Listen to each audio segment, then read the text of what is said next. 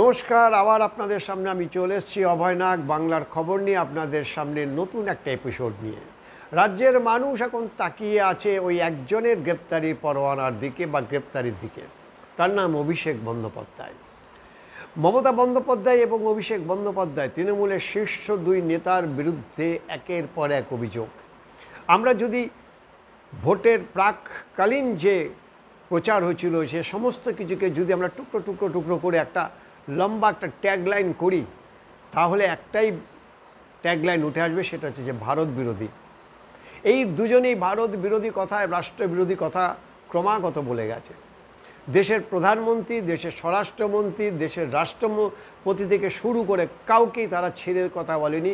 এমনকি দেশের সংবিধান তাও মানতে তারা রাজি না। সাংবিধানিক পদ বা সাংবিধানিক সংস্থা নির্বাচন কমিশনারকে যাচ্ছে তাইভাবে তারা কুৎসিত ভাষায় আক্রমণ করেছেন। ভাবা যায়, দেশের রাষ্ট্রপতিকে অপমান করছেন রাজ্যের মুখ্যমন্ত্রী, তাকে তিনি এমনভাবে বলছেন যে তিনি চেনেনই না রাষ্ট্রপতিকে। অভিষেক বন্দ্যোপাধ্যায় তিনি স্বরাষ্ট্রমন্ত্রীকে বলছে, বাপের বেটা হলে 4 তারিখে পরে দুপুরবেলার দিকে 12টার পরে এখানে থাকিস। তুই তোকারি করা এই দুই নেতার বিরুদ্ধে অভিযোগ একের পর এক। এর সঙ্গে যুক্ত হয়েছে দুর্নীতি, লিপস অ্যান্ড বাউন্স থেকে আরম্ভ করে আইপ্যাকের ফাইল। সবাই এগুলিকে ভুলে যায়নি, সবাই এগুলিকে মনে রেখে দিয়েছে। কিন্তু যতই নেতাদের গ্রেপ্তার করুক, 2021-এর পরবর্তী ভোট পরবর্তীকালীন তাদের যে হিংসা, সেই হিংসার বিরুদ্ধে হোক বা দুর্নীতির বিরুদ্ধে হোক, যতই নেতাদের গ্রেপ্তার করুক না কেন, অভিষেক বন্দ্যোপাধ্যায় এবং মমতা বন্দ্যোপাধ্যায়ের বেলায় কোথাও কি একটুখানি দুর্বলতা প্রকাশ পাচ্ছে। আমরা অন্তত পক্ষে সেই পর্যবেক্ষণটা করছি যে অভিষেক বন্দ্যোপাধ্যায় এবং মমতা বন্দ্যোপাধ্যায়ের ক্ষেত্রে সরকার কঠোর ব্যবস্থা নিতে কোথাও যেন একটুখানি দুর্বলতা দেখাচ্ছে।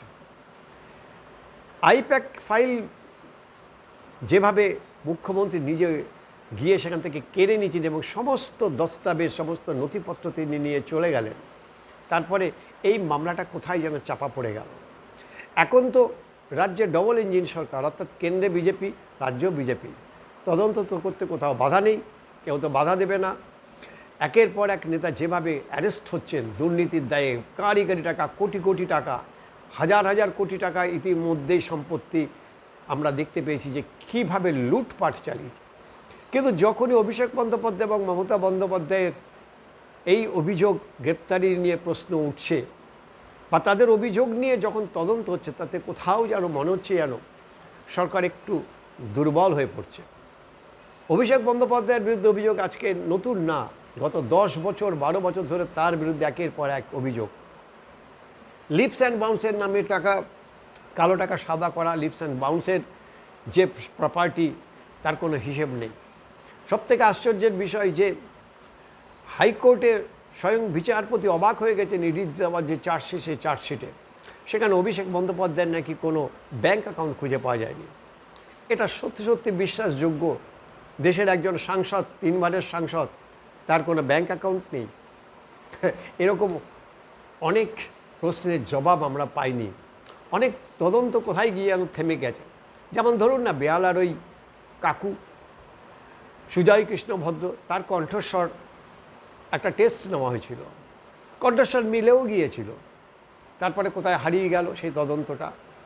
আমরা প্রশ্ন তুলছি, আমরা আশা রাখছি এই নতুন সরকারের কাছে, আমরা আশা রাখছি আমাদের অধিনায়ক, এই রাজ্যের অধিনায়ক, আমাদের রাজ্যের মুখ্যমন্ত্রী শুভেন্দু অধিকারীর কাছে, আমরা আশা রাখছি স্বরাষ্ট্রমন্ত্রী অমিত শাহর প্রতি, যে নিশ্চিতভাবে আমরা পশ্চিমবঙ্গের মানুষ যে দুজনকে সবথেকে বেশি দুর্নীতিগ্রস্ত, শুধু পশ্চিমবঙ্গের মানুষ নয়, তৃণমূল কংগ্রেসের যারা এতদিন ধরে চেটেপুটে খেয়েছে, তারাও আজকে দাঁড়িয়ে অভিষেক বন্দ্যোপাধ্যায়কে সবথেকে বেশি দায়ী করছেন এই পরাজয়ের জন্য।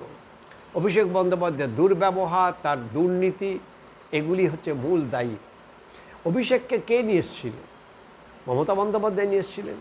তাহলে এই দুর্নীতির দায়, এই শোচনীয় পরাজয়ের দায় তো তারও, কারণ তিনিই তো বলেছিলেন যে 294টা আসনে তিনিই প্রার্থী। তাই তাদের দুজনের যে কৃতকর্ম, তাদের দুজনের বিরুদ্ধে যে অভিযোগ, যে দুর্নীতির অভিযোগ, যে দুর্ব্যবহারের অভিযোগ, এবং সবথেকে কথা হচ্ছে যে ভাষা সন্ত্রাস, তার বিরুদ্ধে তো একটা ব্যবস্থা নেওয়া উচিত সরকারকে। নাহলে পশ্চিমবঙ্গের মানুষের কাছে একটা বার্তা চলে যাবে যে এই চুনোপুটি ধরে আসলে সরকার শিক্ষা দিতে চাইছে বা আইওয়াশ করতে চাইছে, আসল জায়গাতে তারা হাত দিতে চাইছে না। অভিষেক বন্দ্যোপাধ্যায় এবং মমতা বন্দ্যোপাধ্যায়ের বিরুদ্ধের অভিযোগগুলি সত্যি তো তদন্ত হওয়া উচিত।